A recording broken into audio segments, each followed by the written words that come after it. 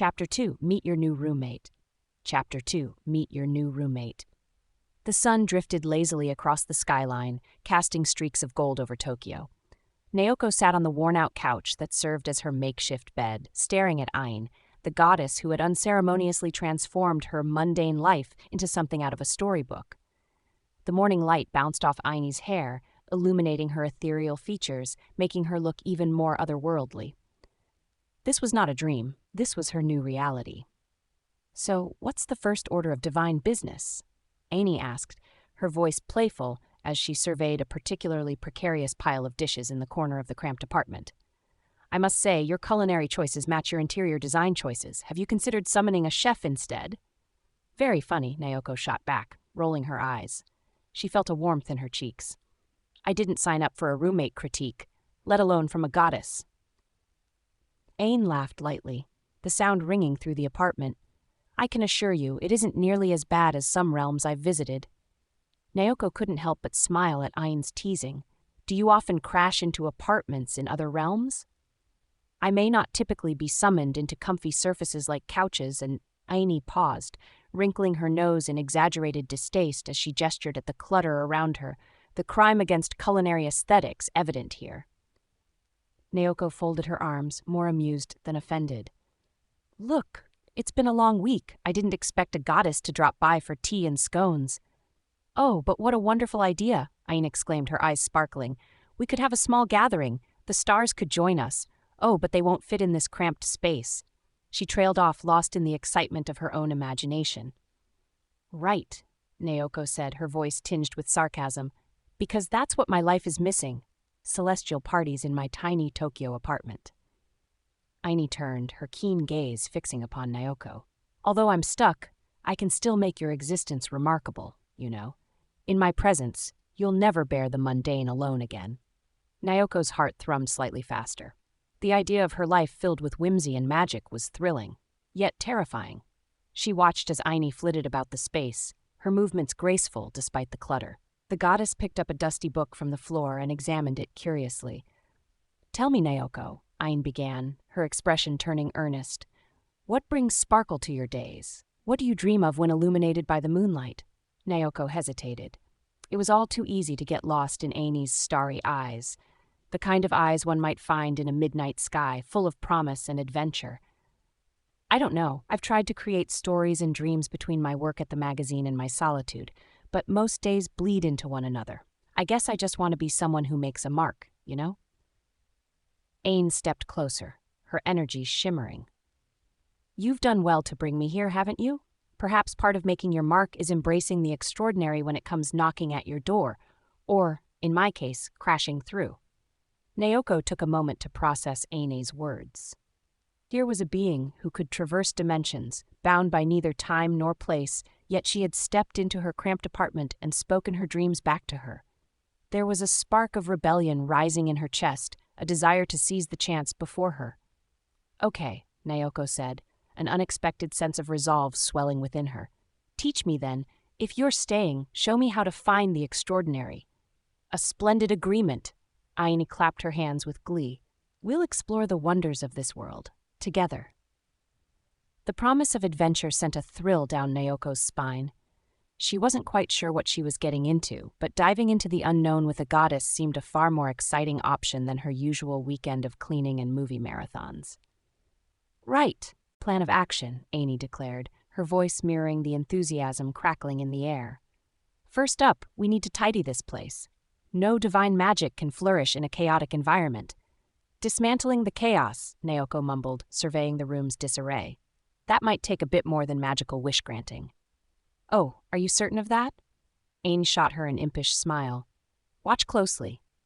With a delicate lace of her fingers, Aine flicked her wrist, and suddenly, a flurry of incandescent sparkles erupted around her, glowing paths weaving through the apartment like stars charting a celestial navigation. Naoko gaped as twinkling motes of light drifted toward the heaps of clutter. A jumble of mismatched socks, takeout containers, and unwashed dishes. As they approached the mess, the floating lights circled the chaos, swirling hypnotically before each item. Situating themselves, they began to lift and arrange, socks folded neatly, dishes stacking in orderly piles, and the garbage dissolving into floating sparks that disappeared as if swallowed by the air. "Whoa!" Naoko exclaimed, flabbergasted. "You've got magic!" "Thank you for noticing," Aine replied with a dramatic flair, curving her fingers like a conductor commanding an orchestra. "Magic flourishes when you embrace it, not merely wish for it." Naoko felt her heart race, reality sinking in as tidiness unfurled around her. It was astonishing watching her space metamorphosize so swiftly.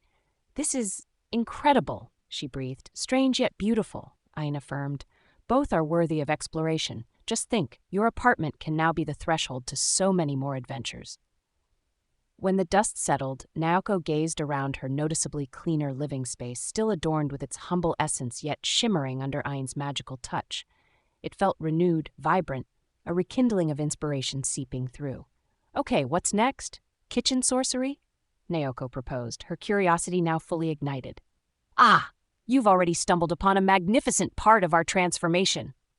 Aine laughed, her demeanor animated. "For all things celestial fall under the auspices of distractions, cooking being one of our many marvelous diversions." "Are we making something divine?"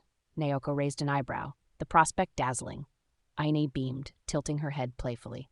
"Shall we summon forth a culinary delight? Perhaps something you typically shy from, like sushi?"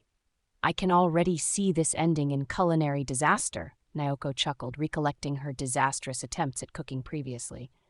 "Fear not," Aine shot her an encouraging glance. "We require only ingredients and enthusiasm. Who knows what wonders lie ahead?" After a brief foray into the nearby market, Naoko returned with a collection of fish, fresh, shimmering scales reflecting the kaleidoscopic stalls of Tokyo. Aine waved her hands gracefully before the ingredients, coaxing each item with the same mesmerizing magic that had cleaned the apartment. "First, we shall honor the fish," she instructed, her voice smooth as silk. The fish floated above the counter, spinning lazily in the air, mirroring the brilliance of the goddess herself. "Cool," Naoko exclaimed as she watched acutely, intrigued by the goddess's display of enchantment intertwined with the primal art of cooking.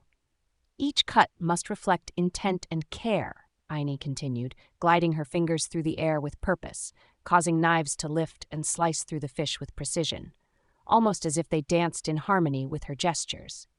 "Can you feel the culinary magic gathering?" Naoko grinned, excitement bubbling over within her chest. "I think I'm starting to."